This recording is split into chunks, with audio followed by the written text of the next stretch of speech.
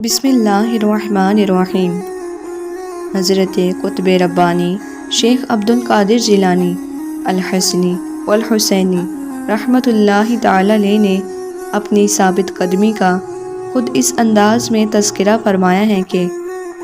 میں نے اللہ تعالیٰ کی راہ میں بڑی بڑی سختیاں اور مشقتیں برداشت کی ہیں، اور اگر وہ کسی پہاڑ پر گرتی تو وہ بھی پھٹ جاتا۔ مفتی عراق محی الدین شیخ ابو عبداللہ محمد بن علی توحیدی رحمۃ اللہ تعالی علیہ فرماتے ہیں کہ حضرت شیخ سیدنا عبد القادر جیلانی قطب ربانی رحمۃ اللہ تعالی علیہ جلد رونے والے، نہایت خوف والے، باہیبت، مستجاب الدعوات، کریم الاخلاق، خوشبودار پسینے والے، بری باتوں سے دور رہنے والے، حق کی طرف لوگوں سے زیادہ قریب ہونے والے، اپنے نفس پر قابو پانے والے، انتقام نہ لینے والے، سائل کو نہ جھڑکنے والے، علم سے مہذب ہونے والے، آداب شریعت آپ کے ظاہری اوصاف اور حقیقت آپ کا باطن تھا۔ کتب شہیر سیدنا احمد رفاعی رحمۃ اللہ تعالی علیہ سے مروی ہے کہ انہوں نے فرمایا، شیخ عبد القادر جیلانی رحمۃ اللہ تعالی علیہ وہ ہیں کہ شریعت کا سمندر ان کے دائیں ہاتھ میں ہے اور حقیقت کا سمندر ان کے بائیں ہاتھ میں ہے، جس میں سے چاہیں پانی لیں۔ ہمارے اس وقت میں سید عبد القادر رحمۃ اللہ تعالی علیہ کا کوئی ثانی نہیں۔ شیخ ابو عبداللہ رحمۃ اللہ تعالی علیہ فرماتے ہیں، میں نے حضرت شیخ محی الدین سید عبد القادر جیلانی رحمۃ اللہ تعالی علیہ کی 40 سال تک خدمت کی۔ اس مدت میں آپ عشاء کے وضو سے صبح کی نماز پڑھتے تھے،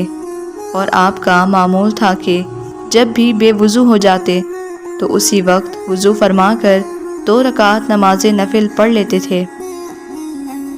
حضور غوث الثقلین رحمۃ اللہ تعالی علیہ 15 سال تک رات بھر میں ایک قرآن پاک ختم کرتے رہے،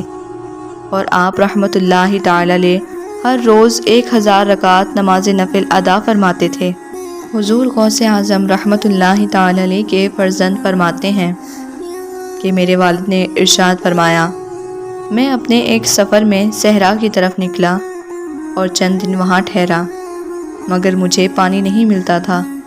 جب مجھے پیاس کی سختی محسوس ہوئی تو ایک بادل نے مجھ پر سایہ کیا، اور اس میں سے مجھ پر بارش کے مشابہ ایک چیز گری۔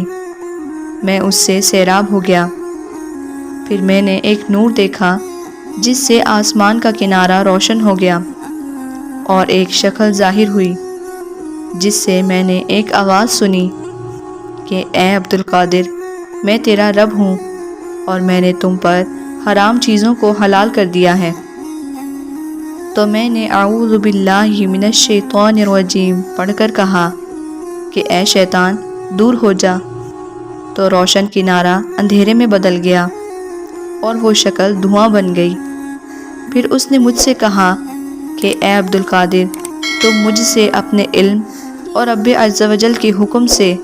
اور اپنے مراتب کے سلسلے میں سمجھ بوجھ کے ذریعے نجات پا گئے، اور میں نے ایسے 70 مشائخ کو گمراہ کیا ہے۔ میں نے کہا، یہ صرف میرے رب تعالیٰ کا فضل و احسان ہے۔ شیخ ابو نصر موسیٰ رحمۃ اللہ تعالی علیہ فرماتے ہیں کہ میں نے دریافت کیا کہ آپ رحمۃ اللہ تعالی علیہ نے کس طرح جانا کہ وہ شیطان ہیں، تو حضور غوث اعظم رحمۃ اللہ تعالی علیہ نے ارشاد فرمایا، اس کی اس بات سے کہ بے شک میں نے تیرے لیے حرام چیزوں کو حلال کر دیا۔ حضور غوث اعظم رحمۃ اللہ تعالی علیہ فرماتے ہیں کہ میں شب و روز بیابانوں اور ویران جنگلوں میں رہا کرتا تھا۔ میرے پاس شیاطین مسلح ہو کر ہیبت ناک شکلوں میں قطار بدر قطار آتے اور مجھ سے مقابلہ کرتے، مجھ پر آگ پھینکتے،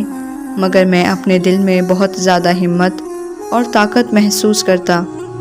اور غیب سے کوئی مجھے پکار کر کہتا